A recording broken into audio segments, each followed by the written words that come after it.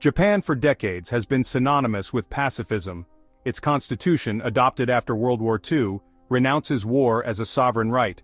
However, the geopolitical landscape of the 21st century has presented new challenges, compelling Japan to reassess its defense posture. Rising tensions in the Asia-Pacific region, primarily from North Korea's missile tests and China's assertiveness, have raised alarm bells in Tokyo. Japan's traditional reliance on the United States for its security is being re-evaluated in light of these evolving threats. Prime Minister Ishiba Shigeru proposes a two-pronged approach, bolstering Japan's military strength and fostering regional security partnerships. This shift signifies a departure from Japan's post-war pacifist stance, reflecting a growing realization that maintaining peace requires the means to deter aggression. The world watches closely as Japan takes on a more assertive role in shaping its security and that of the region. Japan's defense transformation is backed by concrete actions and a clear strategic vision for the future. This vision is supported by a significant increase in defense spending, reflecting the nation's commitment to bolstering its military capabilities. The goal is to reach 2% of its GDP by 2027, a substantial increase from its traditionally low defense budget, which has long been a point of contention. This financial commitment is channeled into acquiring advanced military technology, enhancing cybersecurity measures, and developing a more mobile and responsive military force. Notable acquisitions include 500 US-made Tomahawk cruise missiles, significantly boosting Japan's long-range strike capabilities and overall deterrence. Japan is also investing heavily in indigenous military technologies, including the development of hypersonic missiles and advanced radar systems, aiming for technological self-sufficiency. This modernization effort is about developing a proactive and flexible defense posture, capable of responding to a variety of threats. Japan aims to become a more capable and self-reliant security actor, defending its national interests and contributing to regional stability through enhanced military readiness. Critics argue that this aggressive defense posture could escalate tensions with neighboring countries and potentially undermine regional stability, leading to a more volatile security environment. Others contend that Japan's pacifist constitution limits its ability to engage in collective self-defense, raising important questions about the legality and future direction of some of these defense initiatives. Prime Minister Ishiba Shigeru's proposal for an Asian NATO is the most ambitious element of Japan's evolving security strategy. This proposal marks a significant shift in Japan's post-World War II pacifist stance, reflecting the changing dynamics of regional security. The concept envisions a collective security arrangement encompassing Japan, the United States, and other democracies in the region, such as Australia, South Korea, and potentially India. This coalition aims to foster a united front against common threats. The primary objective is to counterbalance China's growing military might and assertiveness. China's rapid military expansion and territorial claims have raised alarms across the region. The proposed Asian NATO would focus on maritime security, missile defense, and countering terrorism. These areas are critical for maintaining stability and ensuring the free flow of trade in the region. The alliance would operate on the principle of collective defense, meaning an attack on one member would be considered an attack on all. This principle is designed to deter potential aggressors. Proponents argue that such an alliance would enhance deterrence and promote security cooperation among member states. They believe it would create a more predictable and stable security environment.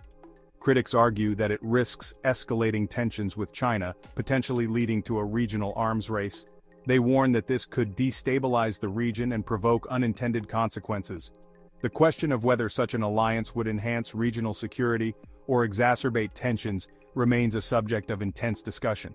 Experts continue to debate the potential benefits and risks, weighing the strategic imperatives against the possible fallout. The Asian NATO proposal has elicited a wide range of reactions from countries across the globe, each with its own strategic interests and concerns. The United States, Japan's closest ally, has expressed cautious support, viewing it as a means to strengthen its presence in the region and counter China's growing influence. This support, however, comes with a degree of caution. The US is wary of being drawn into a direct confrontation with China and emphasizes the importance of maintaining open lines of communication with Beijing to manage tensions and avoid misunderstandings.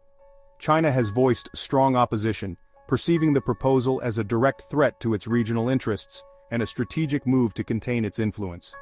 Beijing views this as an encirclement strategy by the US and its allies. Russia shares China's concerns, viewing the proposed alliance as a destabilizing factor that could upset the balance of power in the region. Moscow sees this as an attempt to undermine its own strategic partnership with China. India, while wary of China's assertiveness, has refrained from explicitly endorsing the Asian NATO concept. New Delhi values its strategic autonomy and prefers to navigate its own path in the complex geopolitical landscape.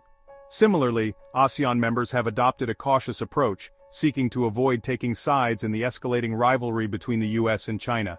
They aim to maintain a delicate balance and ensure regional stability. The proposal reflects the complex geopolitical dynamics at play in the region, highlighting the diverse perspectives and strategic calculations of various countries involved. The US and the Asian NATO, a balancing act. The United States finds itself walking a tightrope in response to Japan's Asian NATO proposal. A strengthened alliance network in the Indo-Pacific would serve as a bulwark against China's assertiveness, aligning with US strategic goals. The US understands Japan's security concerns, particularly in light of North Korea's threats. However, the US is wary of provoking an overly aggressive response from China.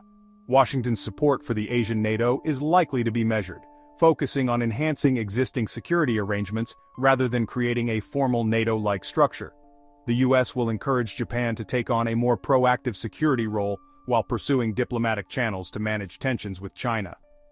The Biden administration emphasizes the importance of guardrails in the US-China relationship to prevent competition from veering into conflict. The Asian NATO proposal adds complexity to this delicate balancing act.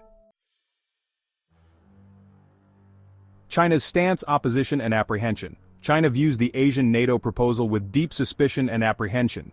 Beijing sees the initiative as a thinly veiled attempt by the US and its allies to contain China's rise.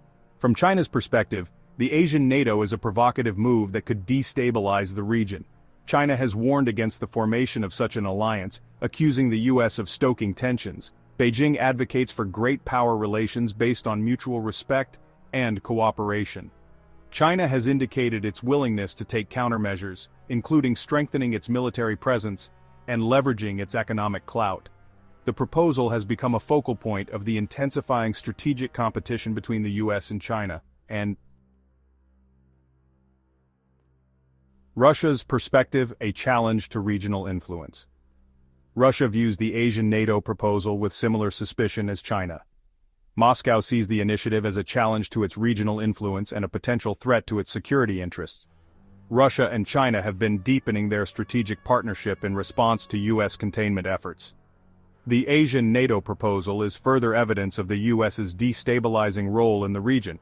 Russia fears that the alliance could lead to increased military activity in its backyard, potentially drawing it into conflict.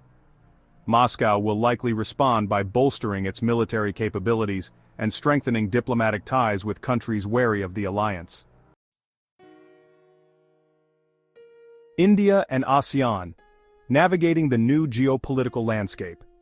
India and ASEAN find themselves in a delicate position as Japan pushes for an Asian NATO. Both have a vested interest in maintaining regional stability and avoiding a great power conflict.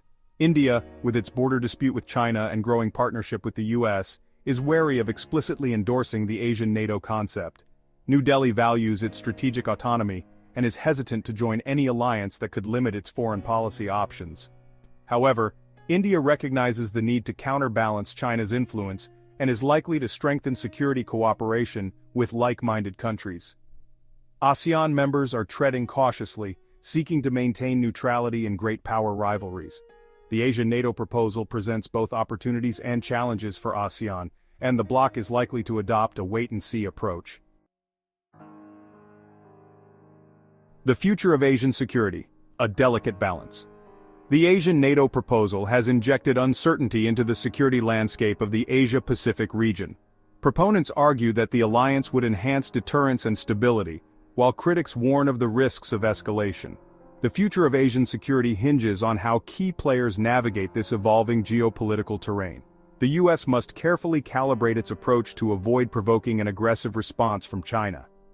dialogue and diplomacy remain crucial to managing tensions and preventing conflict. The Asian NATO proposal serves as a reminder of the high stakes involved and the need for responsible leadership to prevent a descent into conflict.